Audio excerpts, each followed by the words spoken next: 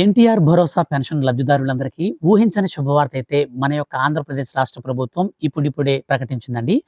దాదాపు 14 రకాల కొత్త పెన్షన్లకు ఆమోదం తెలుపుతూ మన యొక్క రాష్ట్ర ముఖ్యమంత్రి నారా చంద్రబాబు నాయుడు గారు ఉత్తర్వులైతే జారీ చేశారు. ఈ కొత్త పెన్షన్లలో 14 రకాల పెన్షన్లేంటి? వీటికి ఎలాంటి ప్రూఫ్స్ అనేది కావాలి?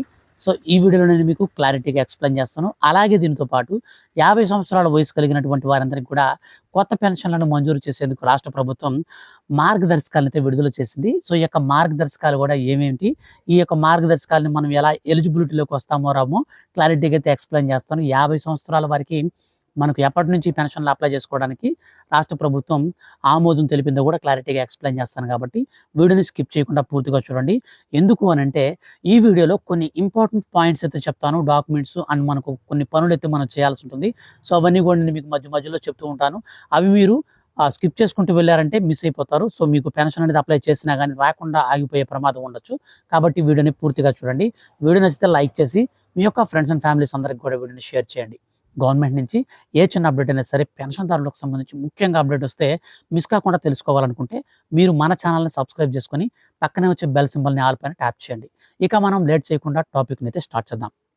ఫ్రెండ్స్, మన యొక్క ఆంధ్రప్రదేశ్ రాష్ట్ర వ్యాప్తంగా ఉన్నటువంటి పెన్షన్దారులందరికీ దాదాపు 64 లక్షల మంది పెన్షన్దారులకు మన యొక్క ఏపీ రాష్ట్ర ముఖ్యమంత్రి నారా చంద్రబాబు నాయుడు గారు ప్రతి నెలలో 1వ తారీఖున పెన్షన్ పంపిణీ అయితే చేస్తున్నారు. అండ్ మనకు 1వ తారీఖున పెన్షన్ పంపిణీ చేసేటప్పుడు ఎవరికైనా సరే మన యొక్క రాష్ట్ర వ్యాప్తంగా ఈ నెలలో పెన్షన్ తీసుకోకపోతే మనం వచ్చే నెలలో తీసుకునేటువంటి వెసులుబాటును కూడా కల్పించారు. అలాగే 1వ తారీఖున ఒకవేళ హాలిడే కనుక వస్తే 1వ తారీఖు కంటే ముందుగానే మనకు ఈ యొక్క పెన్షన్లు అయితే అందివ్వడం జరుగుతుంది. అంటే మనకు 1వ తారీఖున సెలవు వచ్చిందనుకోండి, మనకు 30వ తారీఖున లేదా 29వ తారీఖున లేదా 31వ తారీఖున ముందుగానే అయితే పెన్షన్ కూడా అయితే ఇవ్వడం జరుగుతుందన్నమాట. అయితే ఈ యొక్క పెన్షన్లు అనేటివి సంబంధించి మన పూర్తి వివరాలు అయితే మనకు ఒక నోటిఫికేషన్ రూపంలో కూడా రావడం జరిగింది. నేను స్టెప్ బై స్టెప్ అయితే ఎక్స్‌ప్లెయిన్ చేస్తాను. మీరు శ్రద్ధగా అయితే వినండి. పేద వర్గాల్లో ఉన్నటువంటి వృద్ధులు, వికలాంగులు, వితంతువులు, ఒంటరి మహిళలు, కూలీలు, దీర్ఘకాలిక వ్యాధిగ్రస్తులు, నెల నెలా పెన్షన్ తీసుకుంటున్నటువంటి వారు ఆర్థిక సాయం అందించేందుకు రాష్ట్ర ప్రభుత్వం ఎన్టీఆర్ భరోసా పథకాన్ని అయితే రాష్ట్ర వ్యాప్తంగా ప్రారంభించింది. ప్రతి నెల 1వ తారీఖున 4,000 రూపాయలను సామాజిక భద్రతా పెన్షన్లను అయితే పంపిణీ చేస్తుంది. దాదాపు మనకు 4 రోజుల పాటు ఈ పెన్షన్ పంపిణీ కార్యక్రమం కూడా ఉంటుంది. అలాగే వికలాంగులకు వచ్చేసి మనకు 6,000 రూపాయల పెన్షన్ అయితే ఇస్తున్నారు.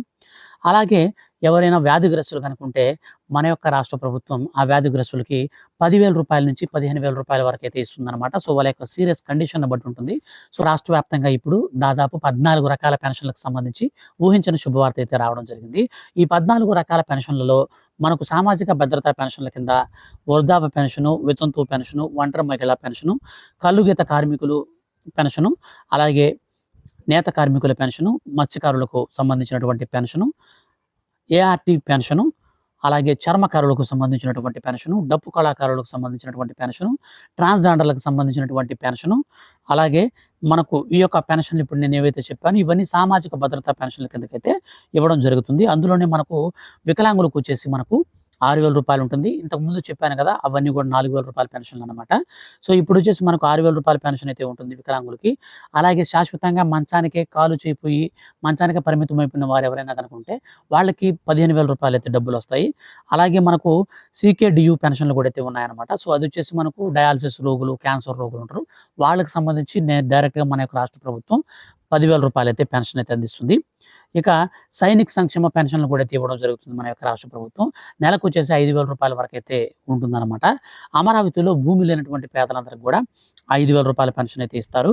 ఇక అభయహస్తం పెన్షన్ వచ్చేసి 500 రూపాయలు అయితే అదనంగా దీనికి సంబంధించి డ్వాక్రా గ్రూప్స్లో ఉన్నటువంటి మహిళలకైతే ఇది బెనిఫిట్ అయితే వస్తుంది. ఈ విధంగా మనకు మొత్తంగా 14 రకాల పెన్షన్లు అయితే రాష్ట్ర ప్రభుత్వం మనకు తిరిగి అప్లై చేసుకోవడానికి చాలామంది అయితే ఎదురు చూస్తూ ఉన్నారు. దాదాపు మనకు 2-3 సంవత్సరాల క్రితం నుంచే మనకు ఈ పెన్షన్ల పంపిణీ అనేది మనకు నిలిపివేశారు. కొత్త పెన్షన్లకైతే మనకు ఎక్కడా కూడా అలో చేయలేదు. ఇప్పుడు కొత్త పెన్షన్లకు నోటిఫికేషన్ రిలీజ్ చేస్తున్నాం అనగానే చాలామంది పెన్షన్దారులందరూ కూడా వెయిట్ చేస్తున్నటువంటి వారందరూ కూడా నిజంగానే చాలా హ్యాపీగా అయితే ఫీల్ అవుతున్నారనమాట. అయితే మనకి ఈ పెన్షన్లకు సంబంధించి కావాల్సినటువంటి ప్రూఫ్స్ కనుక మనం చూసుకున్నట్లయితే ముఖ్యంగా మనకు వచ్చేసి ఆధార్ కార్డు అనేది ఉండాలి. ఇక రేషన్ కార్డు కూడా ఖచ్చితంగా కలిగి ఉండాలి. కుల ధృవీకరణ పత్రం ఉండాలి. ఇక ఆదాయ ధృవీకరణ పత్రం, ఆధార్ అప్డేట్ హిస్టరీ అయితే మనకు ఖచ్చితంగా కలిగి ఉండాలి.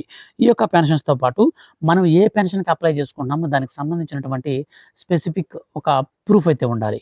సో, ఇప్పుడు ఎగ్జాంపుల్ పర్పస్ మీరొచ్చేసి కల్లు గీత కార్మికుల పెన్షన్‌కి గాని, చర్మ కళాకారులకు గాని కావాలనుకున్నట్లయితే కల్లు గీత కార్మికులకు సంబంధించి ఎక్సైజ్ శాఖ నుంచి ఒక సర్టిఫికేట్ తీసుకోవాల్సి ఉంటుంది. ఇక నేత కార్మికులకు సంబంధించి మీరు పెన్షన్ తీసుకోవాలనుకుంటే నేత కార్మికుల ధృవీకరణ పత్రం అనేది మనం తీసుకోవాల్సి ఉంటుంది. మున్సిపాలిటీస్‌లో ఇస్తారనమాట. మున్సిపల్ ఆఫీస్ లేదా సచివాలయాల్లో కూడా ఇస్తారనమాట దాన్ని. ఇక ఒంటరి మహిళా పెన్షన్‌కి సంబంధించి మనకు కావాల్సినటువంటి అప్డేట్ చూస్తే తహసీల్దార్ కార్యాలయం నుంచి ఒంటరి మహిళా ధృవీకరణ పత్రం అయితే మనకిస్తారు. దాన్నైతే మనం తీసుకొని వీళ్ళకైతే మిగిలినటువంటి ప్రూఫ్స్ కలిపి ఇవ్వాల్సి ఉంటుంది. సో, ఈ విధంగా అయితే మన యొక్క రాష్ట్ర ప్రభుత్వం మన యొక్క రాష్ట్ర వ్యాప్తంగా ఉన్నటువంటి పెన్షన్‌దారులకి ఒక్కొక్కరికి ఒక్కొక్కటి అంటే ఇప్పుడు వికలాంగుల పెన్షన్ అనుకోండి సదరం సర్టిఫికేట్ అయితే ఉండాలి.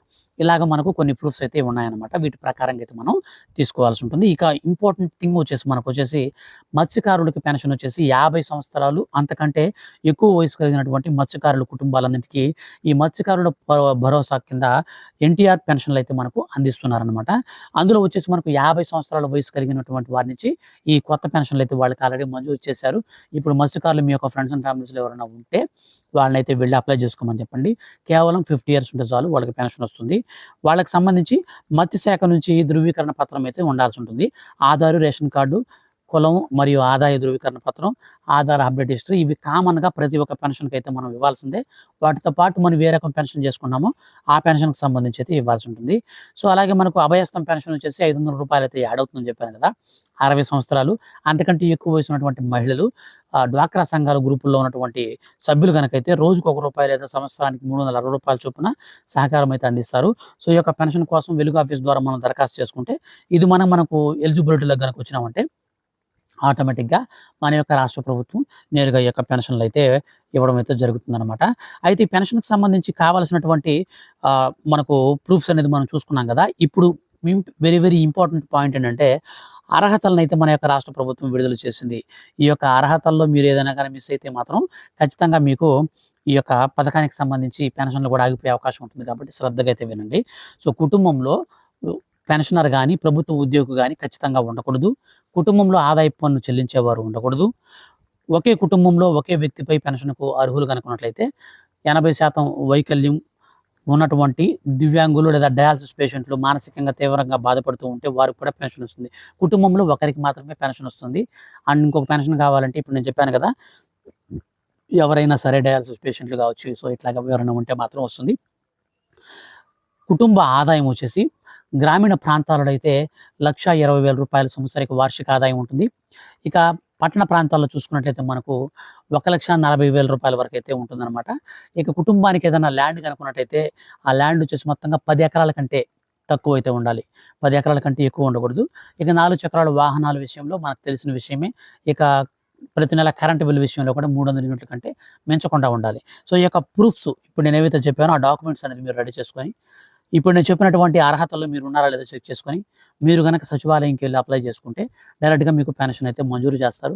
అయితే ఈ పెన్షన్‌లు మనకి ఎప్పటి నుంచి స్టార్ట్ చేయబోతున్నారు. సో, 50 సంవత్సరాల వయసు కలిగిన వారికి కావచ్చు, కొత్త పెన్షన్‌లు కావచ్చు అంటే మన యొక్క రాష్ట్ర ప్రభుత్వం ఏం చేసిందంటే ఆర్థిక సంవత్సరం నుంచి మరొక ఆర్థిక సంవత్సరానికి షిఫ్ట్ అయింది. సో, ప్రతి ఒక్క సంవత్సరంలో మార్చి నెల టు నెక్స్ట్ ఇయర్ మార్చి నెల 2026 మార్చి నుంచి 2027 మార్చి నెల దాకా మనకొచ్చేసి ఏం చెప్తారంటే వార్షిక సంవత్సరం అంటారు దీన్ని. సో, మనకు ఆర్థిక సంవత్సరంకి సంబంధించి ఈ యొక్క బడ్జెట్‌లో గూడా మనకు సామాజిక భద్రతా పెన్షన్‌లకు సంబంధించి రాష్ట్ర ప్రభుత్వం మొత్తంగా బడ్జెట్ వచ్చేసి రూ. 3.32 బడ్జెట్ కేటాయిస్తే అందులో మన యొక్క రాష్ట్ర వ్యాప్తంగా ఉన్నటువంటి 63,80,000 మంది పెన్షన్‌దారులకు గాను రూ. 27,719 కేటాయించారు. ఇందులో లక్షిత పెన్షన్లు సామాజిక భద్రతా పెన్షన్‌దారులకు రూ. 4,000 చొప్పున, వికలాంగులకు రూ. 6,000 చొప్పున, డయాలసిస్ రోగులకు రూ. 10,000 నుంచి వికలాంగులకు కూడా రూ. 10,000 నుంచి మనకంటే శాశ్వతంగా మంచాన పడిపోయినటువంటి వారికి రూ. 15,000 వరకు ఇచ్చేటువంటి పెన్షన్లు. సో, ఈ విధంగా మన యొక్క ఆంధ్రప్రదేశ్ రాష్ట్ర వ్యాప్తంగా ఉన్నటువంటి పెన్షన్దారులకైతే బడ్జెట్ కూడా కేటాయించి పెట్టారు. కాబట్టి కొత్త పెన్షన్లు వచ్చేసి మనకు ఈ ఆర్థిక సంవత్సరం షిఫ్ట్ అనేది అవ్వక ముందే స్టార్ట్ చేయాలని చెప్పేసి రాష్ట్ర ప్రభుత్వం భావించి ఇప్పుడు ఉత్తర్వులు అయితే జారీ చేశారు. సో మనకు మరో 2-3 రోజుల్లో ఆన్‌లైన్‌లో కూడా సైట్ అయితే రిలీజ్ చేస్తారు. సైట్ అనేది రిలీజ్ చేసిన వెంటనే మిస్ కాకుండా మీరు వెళ్లి పెన్షన్‌కి అప్లై చేసుకోవాలనుకోండి. సో మీకు మిస్ కాకుండా ఆ యొక్క అప్డేట్ అనేది తెలుసుకోవాలనుకుంటే వీడియో కింద ఉన్నటువంటి బ్లాక్ కలర్ సబ్స్క్రైబ్ బటన్‌ని క్లిక్ చేసి పక్కనే వచ్చే బెల్ సింబల్‌ని ఆల్ పైన ట్యాప్ చేయండి. అప్పుడు డైరెక్ట్‌గా అప్డేట్ అనేది వచ్చిన వెంటనే మీకు నేను వీడియో చేసి తెలియజేసినప్పుడు డైరెక్ట్‌గా మీ ఫోన్‌కి అయితే వచ్చేస్తుంది. అప్పుడు మీరు ఈజీగా పెన్షన్‌కి వెళ్ళేసి అప్లై చేసుకోవచ్చు. మీరు కావాల్సినటువంటి ప్రూఫ్స్ అన్ని కూడా జాగ్రత్తగా పెట్టుకోవచ్చు. సో ఈ విధంగా మన యొక్క ఆంధ్రప్రదేశ్ రాష్ట్ర వ్యాప్తంగా ఉన్నటువంటి పెన్షన్దారులకు సంబంధించి ఇలాంటి అప్డేట్స్ అనేవి ఎప్పటికప్పుడు వస్తుంటాయి. కాబట్టి రెగ్యులర్‌గా ఛానెల్‌ని చెక్ చేస్తూనండి. అలాగే ఈ వీడియోని మీ యొక్క ఫ్రెండ్స్ అండ్ ఫ్యామిలీస్ అందరికి కూడా షేర్ చేసి సపోర్ట్ అయితే చేయండి. వాళ్ళు కూడా తెలుసుకుంటారు. రాష్ట్ర వ్యాప్తంగా దాదాపు మనకు ఈ యొక్క 63,83,000 మంది పెన్షన్దారులు ప్రస్తుతం పెన్షన్ తీసుకుంటున్నారు. ఇంకా అదనంగా మనం చూస్తే దాదాపు ఒక 5-10 లక్షల మంది మధ్యలో కొత్త పెన్షన్దారులు యాడ్ అయ్యే అవకాశం ఉందని రాష్ట్ర ప్రభుత్వం ఒక సర్వేలో కూడా ప్రకటించడం జరిగింది. ఈ సర్వే ప్రకారంగా కొత్తగా అప్లై చేసుకోవాలనుకునేవారు దాదాపు 5 లక్షల మందికి పైగా ఉన్నారు. కాబట్టి దయచేసి మీరు షేర్ చేసి వాళ్ళందరికీ కూడా ఈ విషయాన్ని తెలియజేస్తే కొంచెం హ్యాపీగా ఫీల్ అవుతారు. Thank you for watching.